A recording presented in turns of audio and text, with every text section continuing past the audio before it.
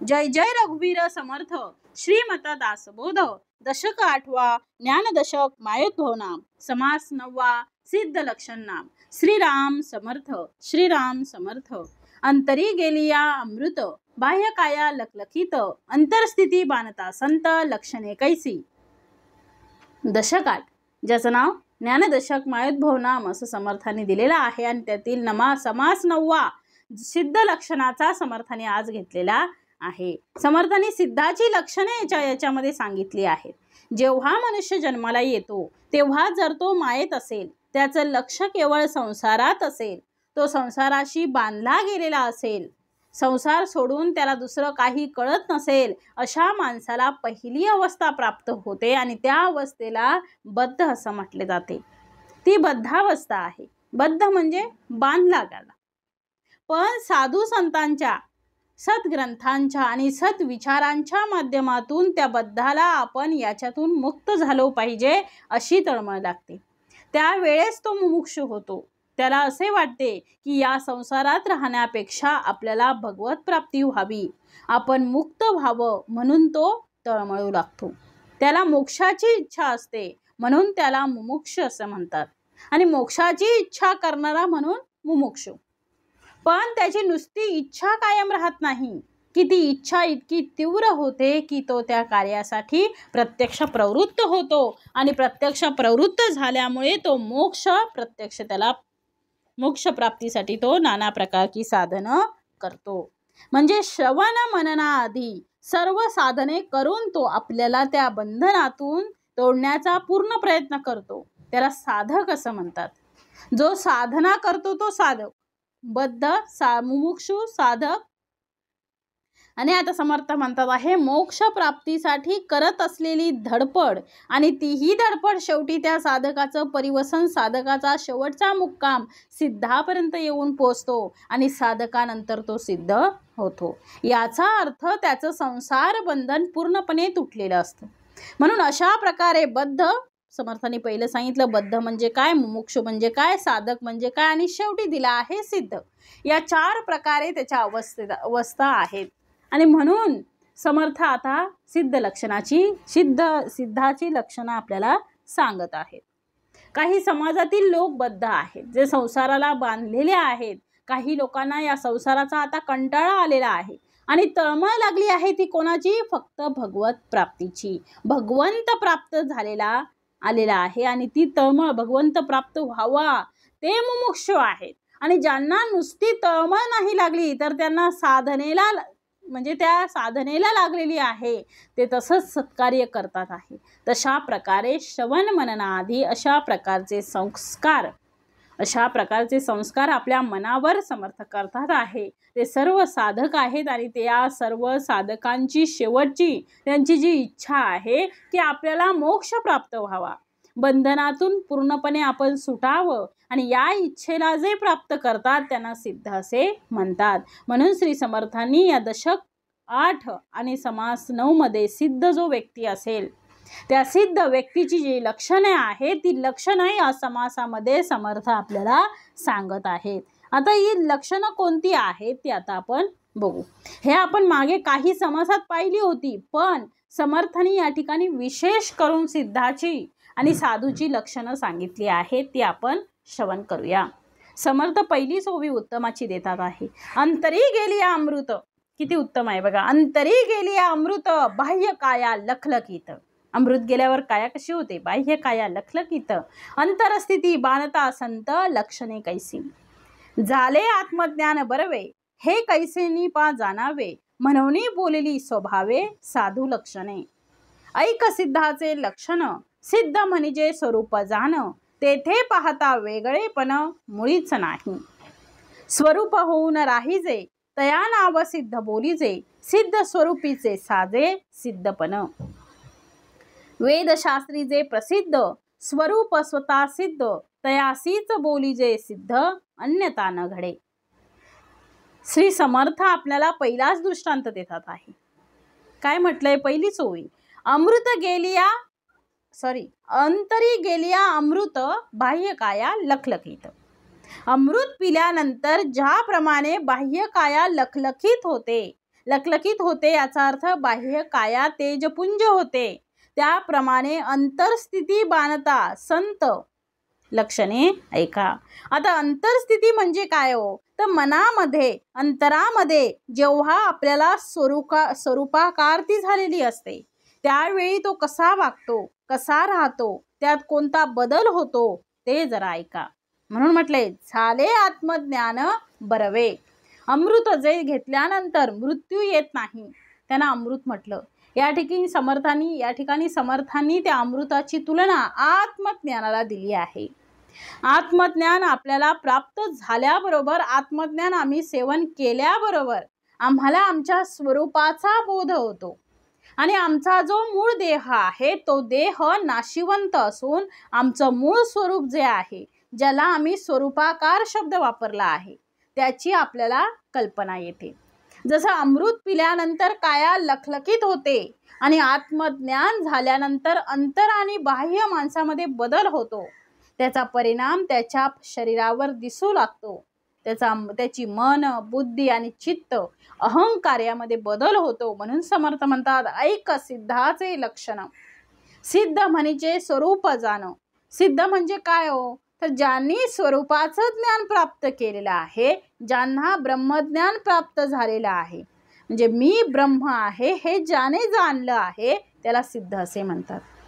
आणि दृश्य जगत सगळं मिथ्या असून माझा जीव हे परब्रह्म तत्व आहे आणि मी आणि परब्रह्मामध्ये भेद नाही, मी म्हणजेच ब्रह्म आहे अशी अनुभूती ज्याला आलेली आहे त्याला सिद्ध असे म्हणतात. म्हणून समर्थ म्हणतात आहे स्वरूप होऊन राही जाई तया नाव सिद्ध बोली जाई. अगदी सोपी व्याख्या केली आहे समर्थाने. सिद्ध स्वरूपीच साजे सिद्धपण.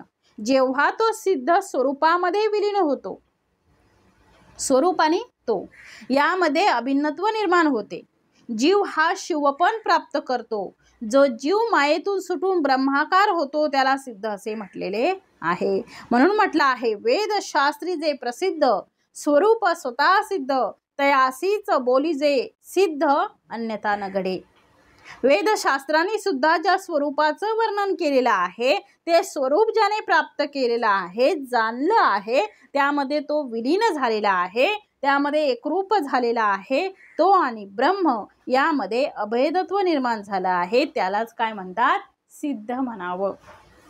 म्हणून समर्थ पुढे म्हणतात तथापि बोलो काही एक साधकास कळाया विवेक सिद्ध लक्षणाचे कौतुक हे ऐसे असे. अंतरस्थिती स्वरूप झाली पुढे काया कैसी वर्तली जैसी स्वप्नींची नाथिली स्वप्न रचना. आपल्या मनातील की मी ब्रह्माकार झाल्यानंतर देहाचं काय होईल. म्हणून समर्थ म्हणतात आहे अंतरस्थिती स्वरूप झाली म्हणजे अंतरस्थितीमध्ये मी परमेश्वर आहे याची अनुभूती आली, मग देहाचं काय होईल. म्हणून पुढे म्हटलंय पुढे काया कैसी वर्तली, मग शरीर कसं काम करू लागेल ते उदाहरण देतात आहे. जैसी स्वप्नींची नाथिली स्वप्न रचना म्हणजे स्वप्नामध्ये ज्याप्रमाणे आपण वावरतो आणि स्वप्नामध्ये वावरत असताना आपल्या मूळ स्थितीला जसा कुठेही धक्का लागत नाही, त्याप्रमाणे तो साधक अंतरी मी परमात्म तत्व आहे, अंतरी त्याला जाणलेलं आहे असतं की मी परब्रह्म सद्वस्तू आहे. त्यामुळे जगामध्ये घडणाऱ्या या सगळ्या गोष्टी आहेत त्या स्वप्नाप्रमाणे आहेत. त्यामुळे स्वप्नामध्ये मी आहे आणि मी खरा जागृत अंतरी आहे. त्यामुळे स्वप्नात घडणाऱ्या घटनांचा कुठेही मला बाध्य होऊ शकत नाही किंवा त्या स्वप्नांची मला बाधा होऊ शकत नाही. त्यामुळे मी चलित होऊ शकत नाही. अंतरस्थिती ही स्थिर असल्यामुळे बाह्य होणारे परिवर्तन त्याला कुठेही बाधा निर्माण करू शकत नाहीत. आणि महत्त्वाची गोष्ट लक्षात घेण्यासारखी आहे की ज्याला आत्मज्ञान झालेलं आहे तो असा वागेल, पण आत्मज्ञान हे जर त्याचं शब्दज्ञान असेल, काय आहे शब्दज्ञान ज्याला कळते म्हणजेच ग्रंथ वाचले आहे, शब्द पांडित्य आहे आणि अनुभव शून्य आहे, अशा माणसाकडे पाहिल्यानंतर त्याच्यासमोर एखादी घटना त्याच्या अप्रिय घडली तर त्याची अंतरस्थिती जी आहे ती बाह्य स्थितीप्रमाणे तीही डोलायमान होऊन जाते.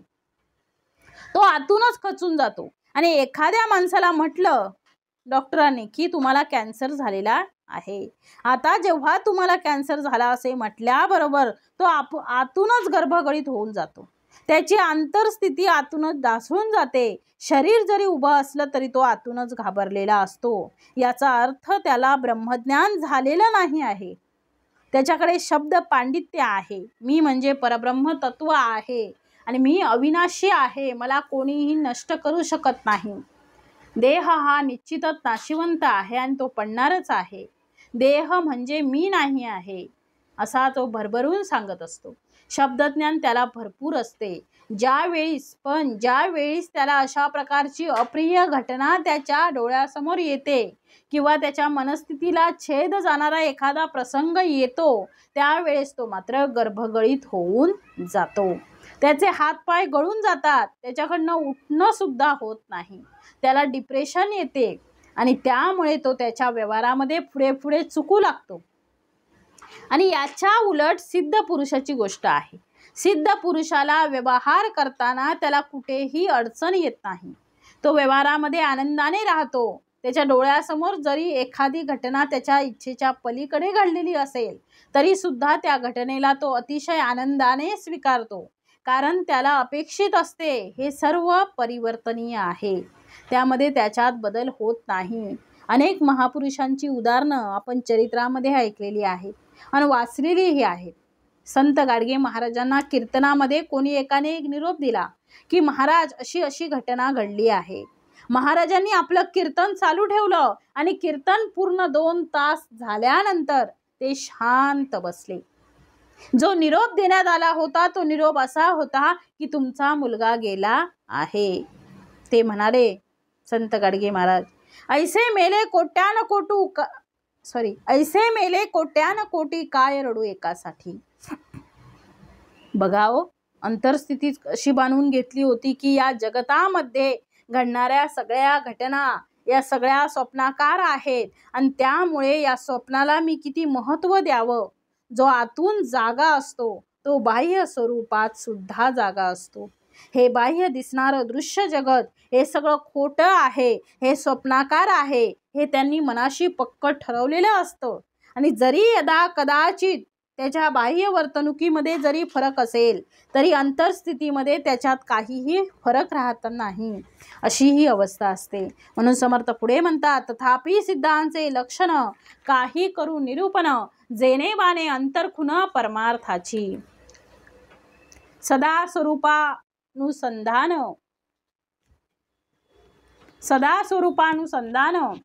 हे मुख्य साधूचे लक्षण.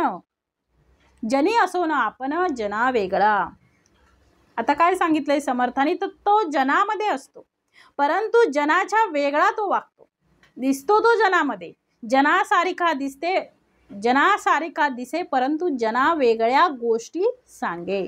कारण त्याचा भाव, त्याची मनाची स्थिती, त्याची अंतस्थिती ही स्वरूपानुसंधान असते. याचा अर्थ परब्रह्माशी तो कायम स्वरूपी जोडलेला असतो. अशा प्रकारे त्याची स्थिती झाल्यामुळे जनी असोनी आपण जना वेगळा. समर्थ म्हणतात ना, काही लोकांत काही एकांत ऐसा कंठीत जावा काळ. काही वेळ लोकांतामध्ये असेल म्हणजे लोकांमध्ये तो मिसळत असेल तरी सुद्धा तो एकांतात असतो आणि एकांतामध्ये असताना सुद्धा तो एकांतातच असतो. म्हणजे देह कार्य करत असते परंतु त्याची मानसिक स्थिती, त्याचं जे स्वरूप आहे ते स्वरूप, या स्वरूपाशी ती विलीन झाला असल्यामुळे त्याच्यावर जगाचा काहीही परिणाम होत नाही. सुख आणि दुःख, उद्वेग, चिंता अथवा आनंदरूप असता या गोष्टी अशा सिद्ध पुरुषाला स्पर्शच करत नाहीत. कारण सुख आणि दुःख या दोन्ही गोष्टी आपल्या जगाशी असलेल्या संबंधावर अवलंबून आहेत. तो संबंध हा जोडलेला असल्यामुळे समोरच जगत हे मिथ्या जाणवल्यामुळे त्याला सुख दुःख होत नाही. मी आहे आणि त्यामुळे जगत मला दिसते आहे असे त्याला वाटते. मी या शब्दाचा अर्थ स्वरूप स्थिती म्हणजे आमचा मी वेगळा आणि साधू संतांचा मी वेगळा. हो, आपण म्हणतो ते अहंकार रूपी मी किंवा ईश्वरांनी जो केला आहे तो अहम ब्रह्मास्मी म्हणणारा मी, दोन्ही एक नाही आहेत. मी म्हणजे अंतरस्थिती आहे, मी म्हणजे स्वरूपस्थिती आहे, म्हणून मी स्वरूपाकार आहे, मी ब्रह्म आहे, असं त्याने स्वतःला सांगितले असते. आणि त्यामुळे जनामध्ये घडणाऱ्या घटनांचा त्याला काही परिणाम होत नाही. म्हणून म्हटलंय, स्वरूपी दृष्टी पडता तुटोनी गेली संसार चिंता, पुढे लागली ममता निरूपणाची. निरूपण आणि कीर्तन समर्थाने याची व्याख्या केली आहे. गुणांचं कीर्तनो. आता निरूपण आणि कीर्तन काय फरक आहे हो नेमका याच्यात? निरूपण कशाला म्हणावं आणि कीर्तन कशाला म्हणावं? समर्थ म्हणतात कीर्तन म्हणजे गुणांचं कीर्तन, आणि निर्गुणाचं काय असतं? निरूपण. सगुणाचं कीर्तन आणि निर्गुणाचं निरूपण. म्हणून सगुण आणि निर्गुण दोन्ही रक्षून आपल्याला साधकाला अभ्यास करत सिद्धापर्यंत पोचावे लागते. म्हणून समर्थ म्हणतात आहे, तुटोनी गेली संसार चिंता. संसाराची सगळी चिंता आता निघून गेली. संसारच निघून गेला तर संसाराची चिंता कशी राहील? म्हणून चिंता निघून गेली आणि पुढे ममता लागली. प्रेम निर्माण झालं, ते निरूपणाचं, याचा अर्थ ब्रह्मज्ञानाचं, ब्रह्म निरूपणाचं त्याला चिंतन लागलेलं आहे, त्याला ममता जडली आहे, प्रेम तिथे जडलेलं आहे आणि आता तो स्वरूपाकार झालेला आहे. अशी स्थिती साधकांची होते, तेव्हा त्याला सिद्धपण प्राप्त होते. म्हणून एकदा असंच घडलं. श्रीरामचंद्रांची पत्नी माता सीता, तिचं रावणाने हरण केलं होतं. हरण झाल्यानंतर रामचंद्र हे सीते, हे सीते, हे सीते म्हणून वृक्षांना जिथे दिसतील त्या वृक्षांना आलिंगन देऊ लागले आणि मोठमोठ्याने रडू लागले. आणि हे कोणी पाहिलं? माता पार्वती. माता पार्वती आणि भगवान शंकर बसलेले होते, त्यांनी हे पाहिलं. आणि माता पार्वती आपल्या पतिदेवांना म्हणजे भगवान शंकरांना म्हणाल्या की नाथ, ज्या रामांची तुम्ही पूजा करता, ज्या रामाचं तुम्ही अखंड तुम्ही नाम जपता, त्या रामाची अशी स्थिती. ती हसली. असा राम संसाराशी जो लिप्त झालेला आहे, त्या रामाचं तुम्ही अशा प्रकारे नामस्मरण करता. त्यावर भगवान शंकर हसले, म्हणाले, अगं म्हणे, ज्या रामाच्या नामाने माझ्या हलाहल नावाच्या विषाचा दाह सुद्धा जो कमी झाला, असं अत्यंत शीतल, अत्यंत सामर्थ्य संपन्न असं केवळ त्याचं नाम आहे. कारण तो मुळात नामातीत आहे आणि तो इतका श्रेष्ठ आहे, तो माझा भगवंत आहे, असे भगवान शंकर म्हणाले. हलाहलापासून सुटला प्रत्यक्ष चंद्रमौळी, असं समर्थ दासबोधात लिहितात आहे. रामांचं नाम इतकं श्रेष्ठ आहे, तो एवढा सामर्थ्य संपन्न ते एवढे आहेत. आणि नाथ हे तुम्ही सामर्थ्य संपन्न म्हणतात, पण मला तर या संसाराच्या ममतेमध्ये अडकलेला दिसतो आहे. त्यावेळेस भगवान शंकर म्हणाले, तुला जर इच्छा असेल तर तू त्याची भेट घे. तुला भेट हवी असेल तर तू त्यांची भेट घे, त्यांची परीक्षा घे. त्यावेळेस माता पार्वतीने, असं म्हणतात की माता पार्वतीने सीतेचं रूप धारण केलं. माता पार्वती आता सीतेचं रूप धारण करून पृथ्वी तलावावर आली आणि राम ज्या ठिकाणी होते त्यांच्या थोड्या अंतरावर हात उचलून म्हणू लागली, हे राम, हे राम, हे राम. रामचंद्राने पाहिलं की इथे समोर सीता दिसते आहे, ती हे राम, हे राम, हे राम म्हणते आहे. इकडे रामचंद्र स्वतः सीतेचा धावा करतात आहे, हे सीते, हे सीते म्हणून झाडांना आलिंगन देतात आहे. रामचंद्राने ते प्रसंग पाहिल्याबरोबर तिथे धावत गेले रामचंद्र. आता प्रत्यक्ष सर्व देवदेवतांना असं वाटत होतं की आता पुढे काय घडणार, आता पुढे काय होणार. कारण माता पार्वतींना भगवान शंकरांनी पाठवलं होतं, माता पार्वतींना परीक्षा घ्यायची होती. सगळे देव बघू लागले आता काय होणार, काय होणार. कारण माता पार्वती सीतेचं रूप घेऊन आल्या होत्या. तेव्हा रामचंद्रांनी जवळ गेल्याबरोबर हे जगन्माता म्हणून तिला साष्टांग नमस्कार घातला. आणि जेव्हा माता पार्वतीला प्रभू रामचंद्रांनी साष्टांग नमस्कार घातला आणि माता तू दर्शन दिलं, माते तू मला दर्शन दिलं, त्यामुळे मी धन्य झालो असं म्हटल्याबरोबर पार्वती माता आपल्या मूळ स्वरूपामध्ये आली आणि त्यांना आशीर्वाद दिला आणि म्हणे, माझे नाथ तुमचे अखंड नाम जपतात.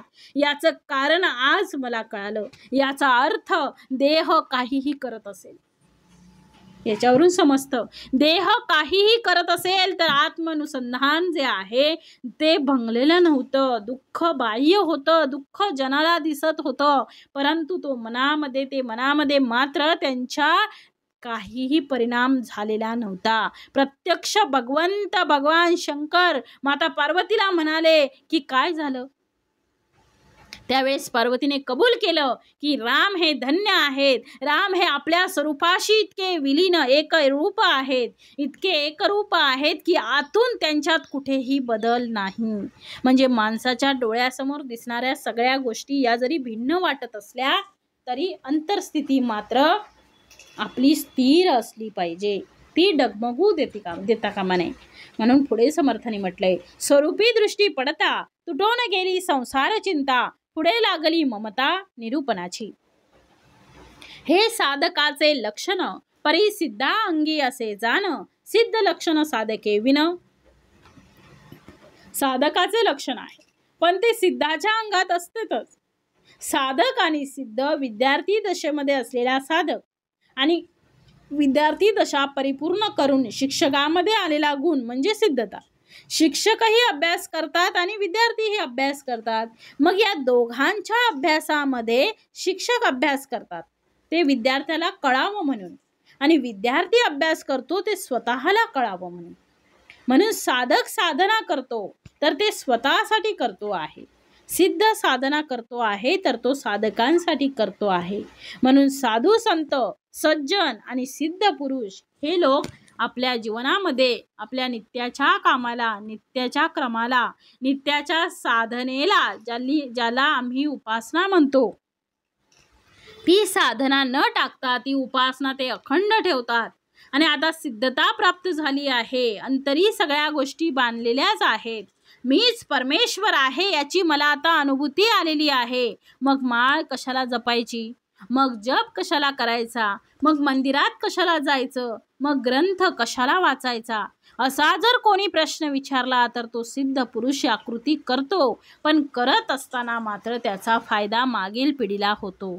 आणि दुसरं कारण असं आहे की सिद्धता साधनाच्या माध्यमातून आलेली असल्यामुळे साधनाला टाकता येणार नाही. म्हणून सिद्ध पुरुष ती कृती कायम करत असतो. जसं मला व्यायामामुळे आरोग्य प्राप्त झालं म्हणून करत असतो. मला व्यायामामुळे आरोग्य प्राप्त झालं खरं, म्हणून मी आरोग्य प्राप्त झाल्यानंतरही व्यायाम सोडत नाही.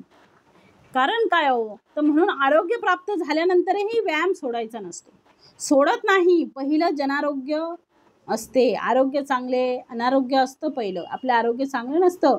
परंतु व्यायामामुळे जर आरोग्य चांगलं झालं तर व्यायाम का सोडावा हो.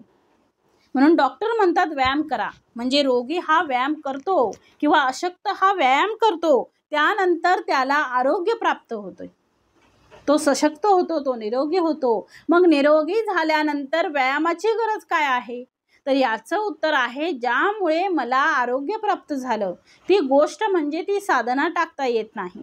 ती टाकली तर मनाला चंचलता असल्यामुळे पुन्हा त्या स्थितीत जाण्याची शक्यता असते आणि शरीराला पुन्हा अनारोग्य प्राप्त होऊ शकते. म्हणून कायम आरोग्य राहण्यासाठी ज्याप्रमाणे व्यायाम हा अखंड केला जातो, त्याप्रमाणे साधना करताना साधकाला सिद्धता प्राप्त झाल्यानंतर सुद्धा साधक अवस्थेतील ज्या कृती आहेत, ज्या उपासना आहेत, जी आपली व्रतवैकल्य आहेत ते तो टाकत नाही.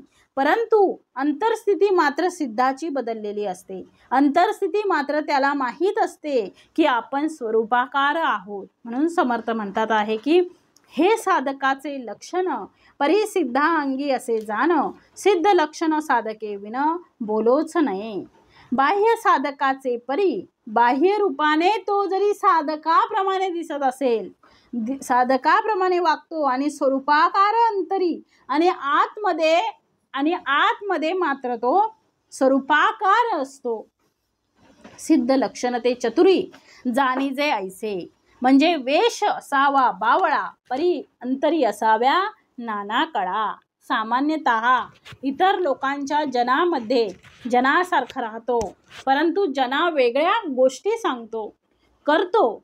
आणि सामान्यताचा जो खरा सत्पुरुष आहे तो सत्पुरुष जनापेक्षा काही मी विपरीत करतो आहे असं काही तो आविर्भाव आणत नाही. मला फार काही कळलं आहे असं म्हणून तो वागत नाही. तो अंतस्त्यागी असतो. अंतस्त्यागी असतो आणि बहिर्संगी असतो. अंतस्त्यागी म्हणजे त्याने आतून सगळा त्याग केलेला असतो. अंतस्त्यागी आणि बहिर्संगी म्हणजे सगळ्या लोकांतामध्ये तो वावरत असतो. म्हणजे लोकांतामध्ये सुद्धा त्याचा एकांत भंग पावत नाही. म्हणून म्हटलंय अंतस्त्यागी बहिर्संगी अंतर्बोधो बहिर्जडा. अंतर्बोधो म्हणजे आतमध्ये त्याला पूर्णपणे बोध झालेला असतो की मी परब्रह्म आहे. पण बाहेर सांगताना मात्र तो अशा प्रकारचा मी परब्रह्म आहे, हे मला कळलेलं आहे असा तो सांगत फिरत नाही.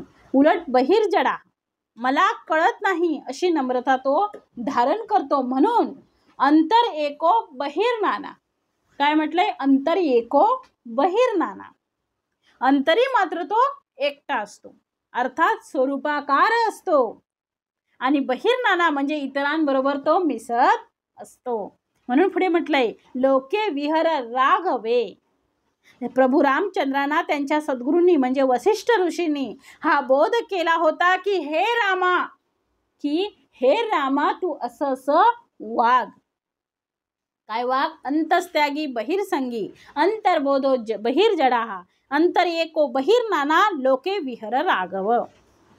विहर म्हणजे वाग. म्हणून समर्थ इथे सांगतातच आहे की संदेहरहित समाधान, कुठलाही संदेह राहत नाही.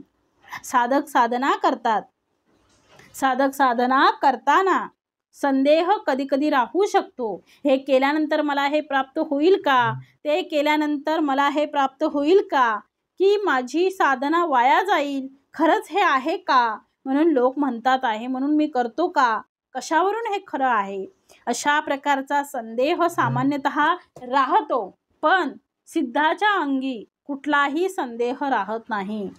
तो निसंदेह असतो. साधना करताना कुठलाही संदेह न ठेवता त्याची वाटचाल चालू असते.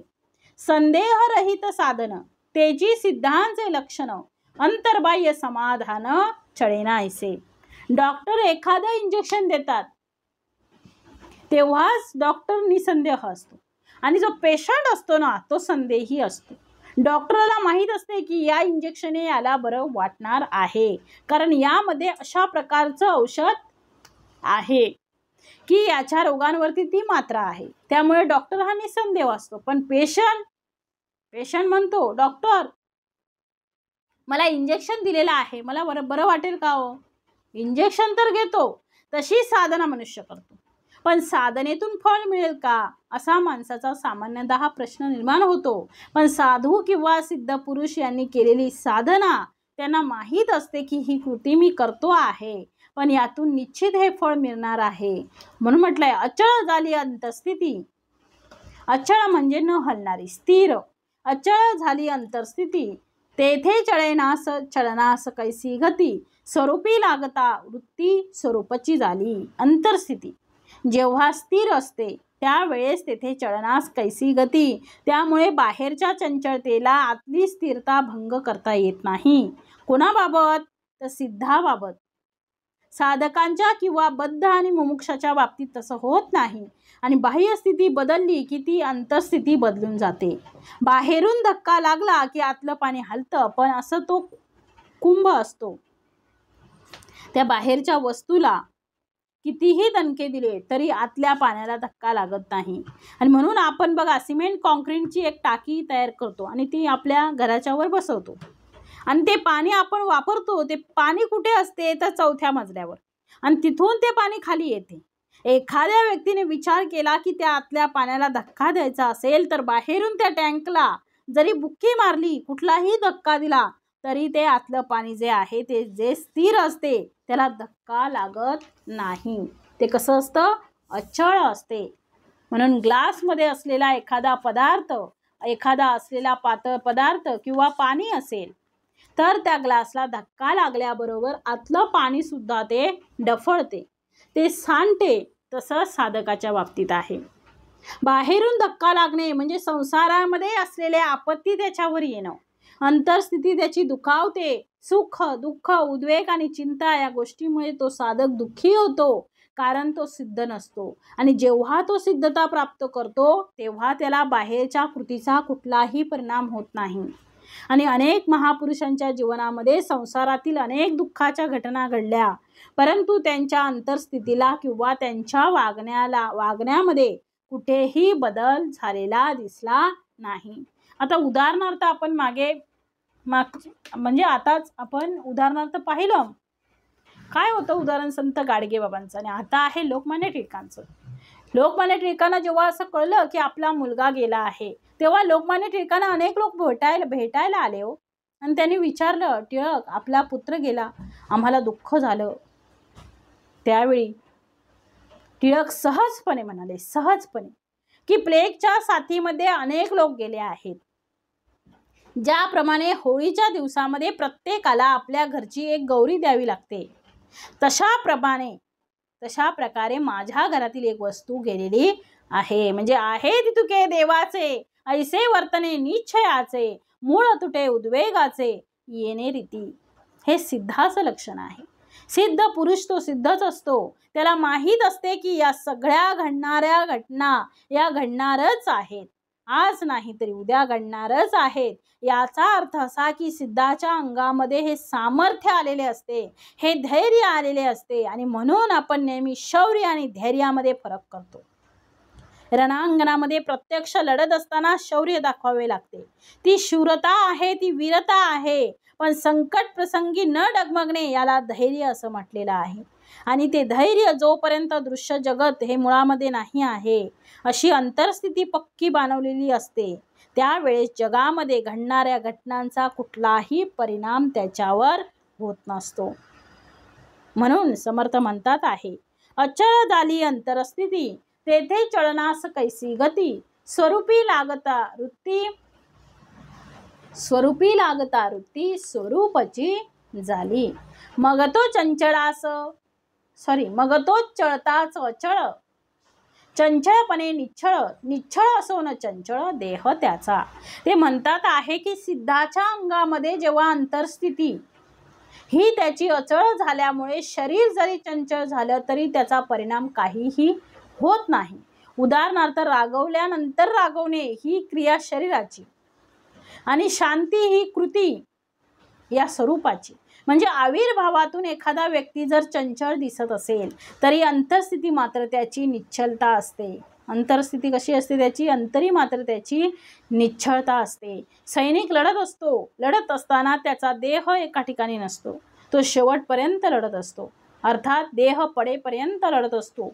पण अंतरस्थिती मात्र निश्चळ असते, कारण अंतरस्थिती निश्चळ असल्याशिवाय शरीराने उत्तम कृती होऊ शकत नाही. साधा सुईमध्ये दोरा सुद्धा, हे साधं घरातलं उदाहरण बघा, साधा सुईमध्ये जरी दोरा आपण घातला तरी अंतरस्थिती जर चंचळ असेल ना तर सुईमध्ये दोरा सुद्धा जात नाही. किती सांगायचं हो. ड्रायव्हिंग करताना जर मन चंचळ असेल, घाबरलेलं असेल, चिंताग्रस्त असेल तर त्याचे ड्रायव्हिंगमध्ये सुद्धा प्रॉब्लेम निर्माण होतात, अपघात होऊ शकतात. कुठलीही कृती, बाह्यकृती तेव्हाच ती उत्तम होऊ शकते जेव्हा अंतरस्थिती ही निश्चळ असेल तेव्हा. म्हणून समर्थांनी इथे म्हटलंय, मग तो चंचळची अचळ, तो चंचळच दिसतो आहे, तो अचळ असताना सुद्धा तो चंचल. म्हणून पुढे म्हटलंय, निश्चळ असो न चंचळ देह त्याचा. जशी मुलं मैदानावर खेळतात, ते खेळामध्ये इतके स्थिर असतात की या खेळामध्ये स्थिर असल्यामुळे त्या खेळामध्ये घडलेल्या सगळ्या घटना ज्या आहेत त्या देहाने त्या करतात. त्या देहाला कुठेही क्षती प्राप्त झाली तर त्याच्या अंतस्थितीला त्याचा धक्का लागत नाही आणि पडल्यानंतर त्याला जखम झाली आहे हेही जाणवत नाही.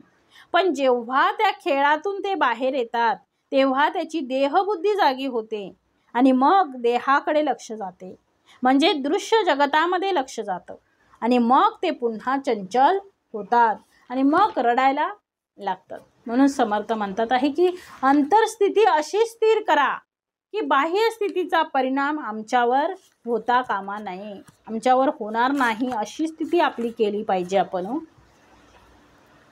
तसंच जगामध्ये घडलेल्या प्रत्येक गोष्टी, त्याच्यामध्ये हानी आलं, मृत्यू आला, लाभ आलं, होणारं आलं, जाणारं आलं, सर्वही संसार संचिताचा, या सगळ्या गोष्टी घडणारच आहेत. आपण कितीही नाही म्हटलं तरी घडणारच आहे. परंतु त्याचा परिणाम अंतरस्थितीला धक्का न लागू देणे आहे. हे सिद्धाचं लक्षण सांगितलेलं आहे. म्हणून साधकाने अशी अंतरस्थिती केली पाहिजे आणि त्या अंतरस्थितीला असं कव्हरिंग केलं पाहिजे की बाह्य घडणाऱ्या घटनांचा कुठलाही परिणाम अंतरस्थितीला होणार नाही. ते अंतर जर स्थिर असेल तर चटका बसत नाही, त्याची जाणीवच होत नाही. म्हणून समर्थ म्हणतात आहे, स्वरूपी स्वरूपची झाला, मग तो पडोनीच राहिला, अथवा उठोनी पळाला तरी चळेना. तो बसून राहिला तरी तो निश्चळ आहे आणि तो पळाला तरी तो निश्चळ आहे. तो आला तरी तो निश्चळ आणि गेला तरी तो निश्चळ आहे. त्याच्या अंतरस्थितीला त्याचा काहीही परिणाम झालेला नाही. म्हणून येथे कारण अंतरस्थिती, येथे कारण कोण आहे? अंतरस्थिती आहे. जर तुमची अंतरस्थिती व्यवस्थित नसेल, जर ती एकनिष्ठ नसेल किंवा तर जर ती ढळलेली असेल तर तुमचं लक्ष कुठेही लागणार नाही. अंतरीच पाहिजे निवृत्ती, अंतरी निवृत्ती पाहिजेच हो. अंतरी लागता भगवंती तोची साधू. आता निवृत्त होणं म्हणजे आपल्याला जे नोकरीतून निवृत्त होतात ते माहीत आहे. निवृत्त म्हणजे काय? तर ही बाह्य कृती नाही आहे, ती अंतरस्थिती आहे. मी त्यामध्ये नाही आहे. देहाने कार्य करत राहील पण मनाने मात्र त्यापासून अलिप्त राहील. त्याला निवृत्ती म्हटलं आहे. म्हणून ही निवृत्ती माणसाला कुटुंबामध्ये राहताना, प्रपंचामध्ये राहताना, संसार करत असताना प्राप्त होणे हे सिद्धाचं लक्षण आहे. तो असतो पण त्याच्यावर काहीही परिणाम होत नाही. सगळ्यांबरोबर तो असतो पण अंतरस्थिती त्याला माहीत असते की हे चित्र आहे आणि हे संपणार आहे. हसण्याचंही चित्र संपणार आहे आणि रडण्याचंही चित्र संपणार आहे. सुखही संपणार आहे आणि दुःखही संपणार आहे. सुख दुःखातील माणसाला राहता आलं पाहिजे. सुख दुःखातील म्हणजे लाभ असो किंवा अलाभ असो, सुख असो किंवा दुःख असो, कुठल्याही परिस्थितीमध्ये स्वतःमध्ये कुठलाही परिणाम होऊ न देणं हे सिद्धाचं लक्षण आहे. आणि त्यासाठी भगवंताकडे माझं मन लागलं पाहिजे, देवाकडे माझं मन लागलं पाहिजे.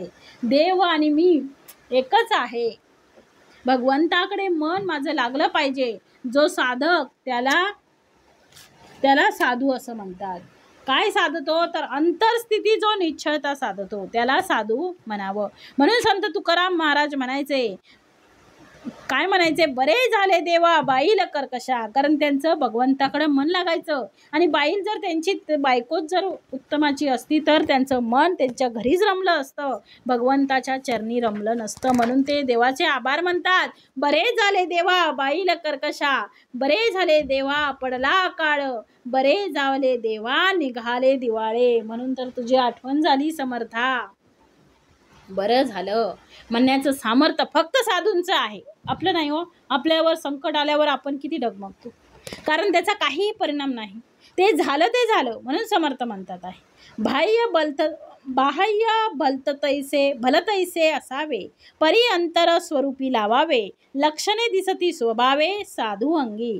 अशा प्रकारे साधूच्या अंगामध्ये हे गुण आलेले आहेत आणि ते गुण आमच्यामध्ये आले पाहिजेत. हे साधकाचं लक्षण आहे. आणि जरी साधक प्रयत्न करत असला तरी त्या स्थितीमध्ये पोहोचणं, याचा अर्थ आम्ही सिद्ध होणे आहे.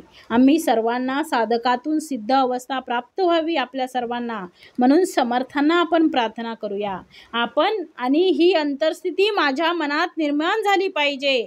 आणि ती अंतरस्थिती जर निर्माण झाली तर आपण नित्य प्रसन्न आहोत, नित्य आनंदी आहोत. आम्हाला कोणीही दुःखी करू शकणार नाही आणि जगाच्या घडणाऱ्या घटनांचा कुठलाही परिणाम माझ्या मनावर होणार नाही.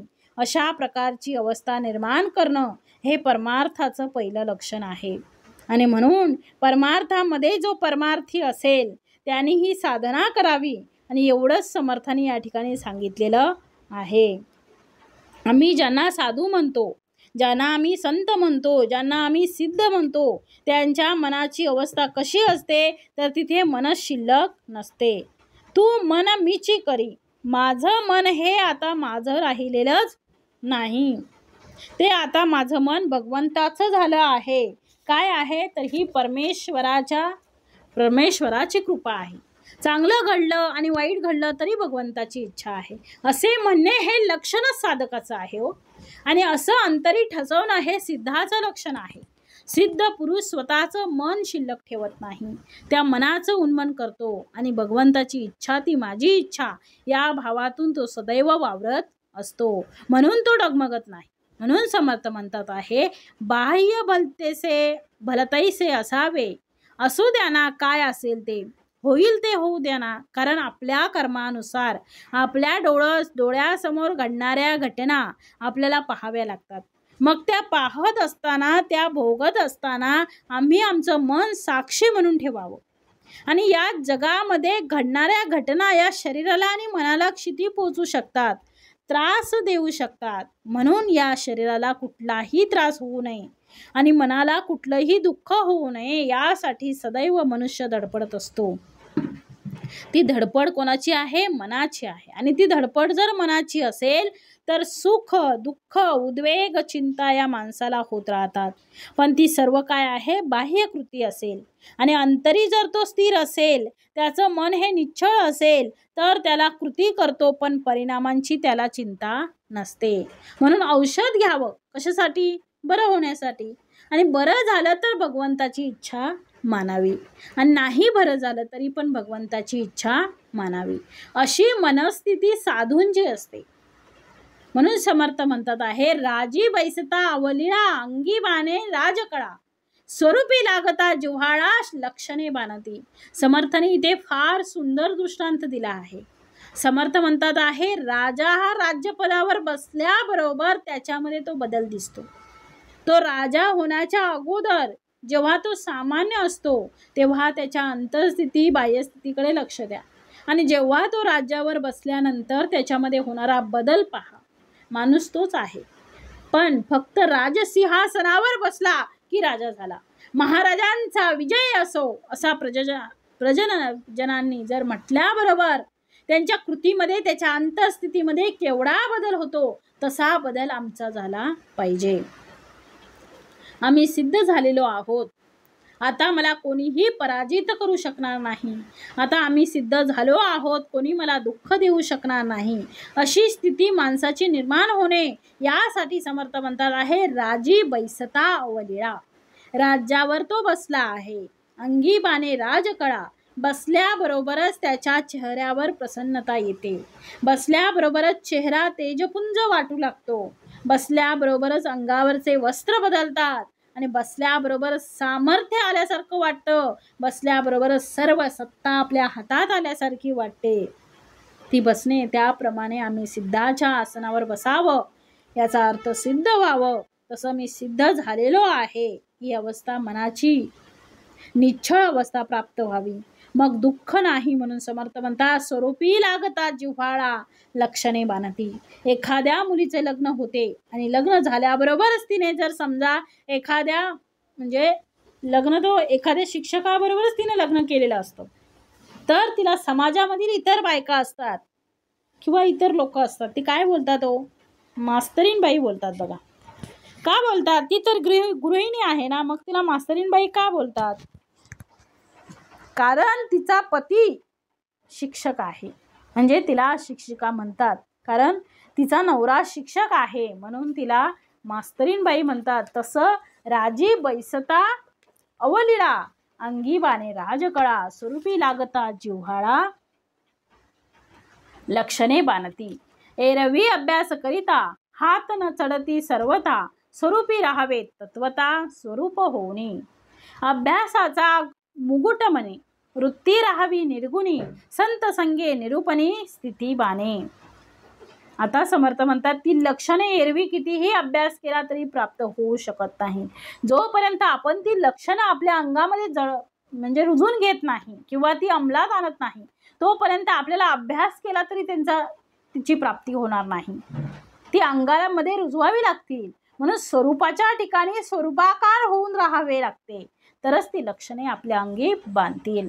अभ्यासाचा मुकुट म्हणे, वृत्ती सतत निर्गुणी राहणे, ही अभ्यासातील सर्वोच्च स्थिती आहे. वृत्ती राहावी निर्गुण. काय सांगितलंय? अभ्यासाचा मुकुट मनी वृत्ती राहावी निर्गुणी, म्हणजे वृत्ती सतत निर्गुण राहणे, निर्गुणी राहणे ही अभ्यासातील सर्वोच्च स्थिती आहे. संत संगे निरूपणी स्थिती बाणे, संत संगतीत सतत अध्यात्माचे निरूपण श्रवण केल्याने ती स्थिती अंगी बांधते. म्हणून श्रवण करा, उपासना करा, बोध वाचा, दासबोध वाचा, प्रत्येक ओवी समासाचे ओवी समजून घ्या. आणि म्हणून म्हटलंय, ऐशी लक्षणे बरवी स्वरूपाकारे अभ्यासावी, स्वरूप सोडता गोसावी बांभावती. म्हणजे स्वरूपानुसंधाने स्वरूपाकार होत असता या उत्तम लक्षणांचाही अभ्यास करावा. आणि स्वरूपानुसंधान सुटलं की सिद्धही काय होतात, नष्ट होतात. आता असो हे बोलणे, ऐका साधूची लक्षणे, जेणे समाधान बाणे साधका अंगी. असो आता एवढं बोलणं पुरे झालं. आता मी एवढं सगळं सांगितलं, परंतु आता ज्या योगे साधकाचं अंगी समाधान बांधते ती साधूची लक्षणं कोणती आहे ती आता ऐका. म्हणून पहिलं म्हटलंय, स्वरूपी भरता कल्पना, तेथे कैची उरेल कामना, म्हणून या साधूजना कामची नाही. कल्पिला विषयो हातींचा जावा, तेने गुणे क्रोध यावा, साधूजनाच्या अक्षय ठेवा जाणार नाही. स्वरूप निर्विकल्प, तेथे कल्पना चिंता लागल्यास कल्पना नाहीशी होते. आणि कल्पनेमुळे उत्पन्न होणारी कामना ती शिल्लक कशी उरेल, म्हणून साधू निष्काम असतात. म्हणून पुढे म्हटलंय बघा, कल्पिला विषयो हातींचा जावा. आपण एखादी वस्तू भोग प्राप्त व्हावा म्हणून कल्पना केली किंवा इच्छा पुरी झाली, तेने गुणे क्रोध यावा. मग ती इच्छा जर आपली पूर्ण झाली नाही तर काय होतो तर तेने गुणे क्रोध यावा, आपल्याला राग येतो. साधूजनाचा अक्षय ठेवा जाणार नाही. पण समर्थ म्हणतात, साधूचा ठेवा अक्षय असतो, स्वस्वरूपच ठेवा तो कधीचा नाहीसा होत नाही, कधीच. म्हणून ते क्रोधरहित, जाणती स्वरूप संत, नाशिवंत हे पदार्थ सांडून या. म्हणून साधू हे क्रोधरहित असतात आणि सर्व नाशिवंत पदार्थांचा त्यांनी मनाने त्याग केलेला असतो. आणि स्वरूप हे सत्य आहे, नित्य आहे हे जाणून त्यांनी त्याचा स्वीकार केलेला असतो. जेथे नाही दुसरी परी, क्रोध यावा कोणावरी, क्रोधरहित सचराचरी साधूजन वर्तती. जेथे दुसरं कोणीच नाही तेथे क्रोध तरी कोणावर करावा. म्हणून या जगात वावरत असूनही साधू क्रोधरहित असतात. आपुला आपण स्वानंद, कोणावरी करावा मद, या कारणे वादविवाद तुटून गेला. साधू स्वरूप निर्विकार, तेथे कैचा तिरस्कार, आपला आपण मत्सर कोणवरी करावा. आपण स्वानंद रूपाने सर्वत्र असताना गर्व तरी कुणावर करणारो. त्यामुळे कुणाशी वादविवाद करण्याचा प्रसंगच येत नाही. साधू स्वरूप निर्विकार, साधू स्वरूपाकार झालेले असतात आणि स्वरूप हे काय आहे, निर्विकार आहे. आणि मग तिरस्कार उत्पन्न होईलच कसा, तेथे कैसा तिरस्कार, आपला आपण मत्सर कोणावरी करावा. सर्वच जर आपणच आहोत त्याच्यावर, तर आपलाच मत्सर आपण कसा करावा.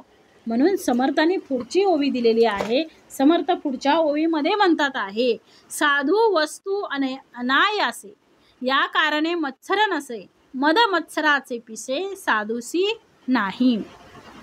साधू स्वरूप स्वयंभ, तेथे कैचा असेल दंभ, जेथे द्वैताचा आरंभ झालाच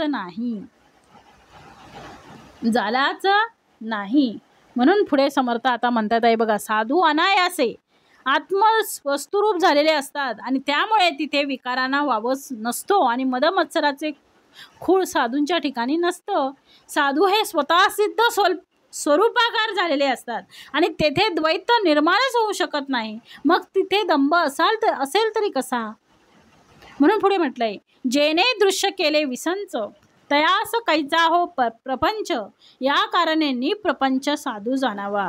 ज्याने सर्व दृश्य सृष्टी मिथ्या जाणून तिचा त्याग केलेला असतो त्याला प्रपंच कसा कळेल, त्याला प्रपंच कसा कळेल. आणि म्हणून साधू हा निप्रपंच, या कारणे निप्रपंच साधू जाणावा. म्हणून साधू हा काय आहे, निप्रपंच, हे जाणून घ्यावं. पुढे समर्थ म्हणतात, अवघे ब्रह्मांड त्याचे घर, पंचभूतिका हा जोजार, मिथ्या जाणून सत्वर त्याग केला. या कारणे लोभ नसे, समर्थ आता पुढे म्हणतात, या कारणे लोभ नसे, साधू सदा निर्लोभ असे, जयाची वासना समरसे, शुद्ध स्वरूपी, आपुला आपण आघवा, स्वार्थ कोणाचा करावा, म्हणून साधू तो जाणावा, शोकरहित. दृश्य सांडून नासिवंत, स्वरूप सेविले शाश्वत, या कारणे शोकरहित साधू जाणावा. आता साधूची सगळी लक्षणं समर्थाने दिलेली आहेत. समर्थ आता म्हणतात आहे की ज्याने हा पंचभौतिक पसारा मिथ्या आहे हे कळलं, ज्याला सत्वर आहे त्याचा त्याग केलेला असतो आणि अवघं ब्रह्मांड हेच त्याचं घर झालेलं आहे, तोच साधू आहे. पंचभौतिक पसारा मिथ्या आहे तो जाणत असल्याने त्याला कशाचाही लोभ नसतो. हे सगळं मिथ्या आहे, हे सगळं नष्ट होणारं आहे हे त्याला माहीत असतं. म्हणून शुद्ध स्वरूपाच्या ठिकाणी त्याची वासना लय पावलेली असते आणि म्हणून साधू सदा कसा असतो, निर्लोभ असतो आणि रूपाने आपणच सर्वत्र व्याप्त आहोत असे तो जाणतो. मग स्वार्थ कोणाचा साधणार? साधू स्वार्थरहित होतो आणि त्यामुळेच तो शोकरहित सुद्धा शोकरहितही होतो, शोकरहित सुद्धा होतो. म्हणून पुढे समर्थांनी म्हटलंय, नाशिवंत दृश्याचं मिथ्यापण जाणून साधूने त्याचा त्याग केलेला असतो आणि शाश्वत अशा स्वरूपाचा आश्रय केलेला असल्यानं साधू शोकरहित झालेला असतो हे त्याने जाणून घेतलं.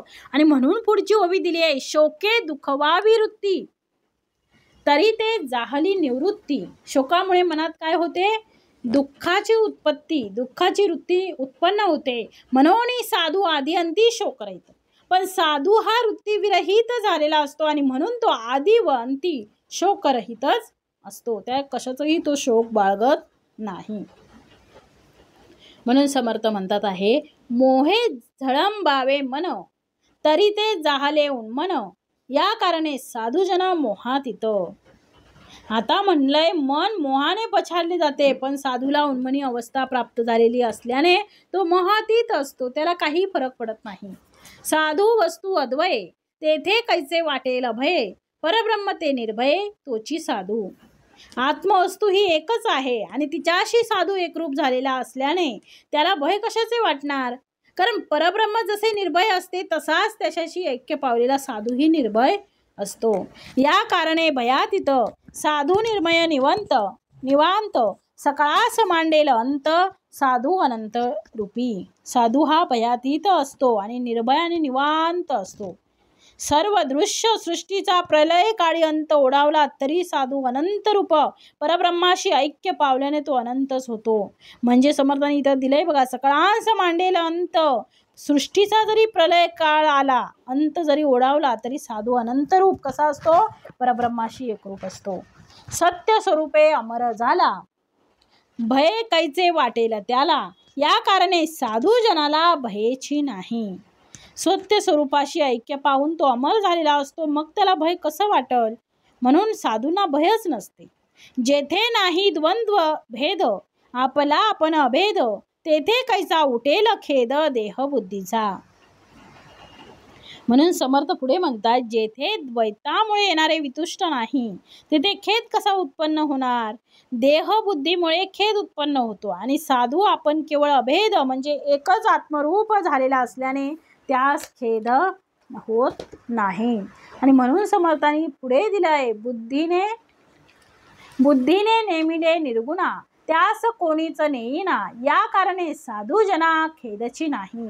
आपण एकला ठाईचा, स्वार्थ करावा कोणाचा, दृश्य नसता स्वार्थाचा ठावची नाही.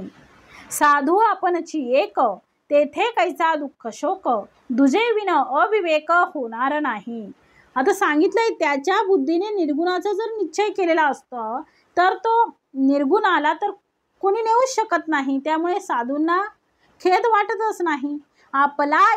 आपण एकला ठाईचा, एकला एकच असावं निस्वार्थ.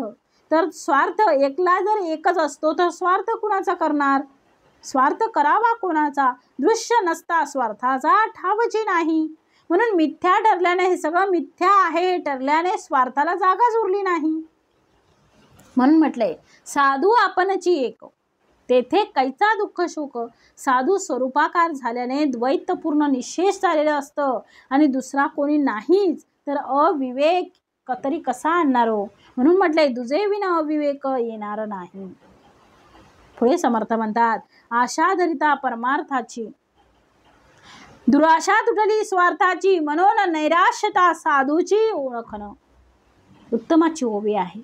परमार्थाची आशा धरिता परमार्थाची, परमार्थाची इच्छा धरल्यामुळे दुराशा तुटली स्वार्थाची. आता सगळी दुराशा तुटलेली आहे, हे सगळं नष्ट होणार आहे. ही सगळी इच्छा जी आहे ती नष्ट झाली. दुराशा जी आहे स्वार्थाची ती सगळी तुटून गेली आहे. कारण हे नकोच आहे. फक्त परमार्थ पाहिजे.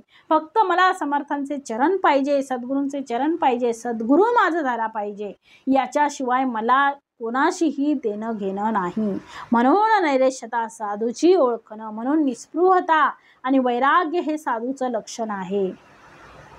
म्हणून समर्थ पुढे म्हणतात, मृदपणे जैसे गगन तैसे साधूंचे लक्षण, या कारणे साधू वचन कठीण नाही. म्हणजे गगन जसं मृदू असतं तसं स्वरूपाकार झालेला साधूही मृदू असतो. या कारणे साधू वचन कठीण नाही. म्हणून तो कधी कठोर वचन बोलतच नाही. समर्थांचं सद्गुरूंचं बोलणं किती शांत, निर्मळ, निश्चळ, निराकार आहे हो. तो किती शांत. आणि आपण बोलताना व्या आपली गडबड किती, गोंधळ किती. त्यांचं बोलणं कसं असतं, एकदम शांत थंड बोलणं. असं बोलताना वाटतं की वा शांत झालं, मन एकदम तृप्त होऊन जातं. कशाचीच इच्छा राहिलेली नसते. फक्त तू, मी आणि देव या पलीकडे देवाभक्ताच्या भेटी काहीच नाही हो. मृदपणे जैसे गगन, गगन जसं स्वरूपाकार झालेलं आहे मृदू असतं, तसंच साधूही मृदू असतात. या कारणे साधू वचन कठीण नाही. म्हणून तो कधीही कठोर वचन बोलतच नाही. स्वरूपाचा संयोगी स्वरूपाची झाला योगी, या कारणे वितरागी निरंतर. स्वरूपाशी ऐक्य झाल्याने योगी स्वरूपच झालेला असतो. म्हणून तो निरंतर अनासक्त असतो. स्थिती बाणता स्वरूपाची, चिंता सोडली देहाची, या कारणे होणाराची चिंता नसे. स्वरूपी लागता बुद्धी, तुटे अवघी उपाधी, या कारणे निरोपाधी साधूजन. साधू स्वरूपच राहे, तेथे संगची नस आहे. म्हणून साधू तो नस पाहे, मानापमान. बघा आता समर्थ म्हणतात आहे स्वरूपाचा संयोगी. स्वरूपाशी ऐक्य झाल्याने योगी स्वरूपच झालेला असतो. स्वरूपाची झाला योगी. या कारणे वितरागी निरंतर. म्हणून तो निरंतर अनासक्त असतो. स्थिती बाणता स्वरूपाची, चिंता सोडली देहाची. आता स्वरूप स्थिती बांधल्यामुळे त्याने देह प्रारब्ध सोडलेला असतो. जे आपले स्वरूप नाही त्याची चिंता कशाला करायची. या कारणे होणाराची चिंता नसे. म्हणून त्याने पुढे काय होईल, कसं होईल अशी देहाच्या संबंधाने उत्पन्न होणारी चिंता सोडलेली असते. म्हणून पुढे म्हटलंय, या कारणी लागता बुद्धी, तुटे अवघी उपाधी, या कारणे निरोपाधी साधूजन. आता सगळंच त्याने सोडलेलं आहे तर त्याला उपाधी तरी काय कामाच्या आहेत.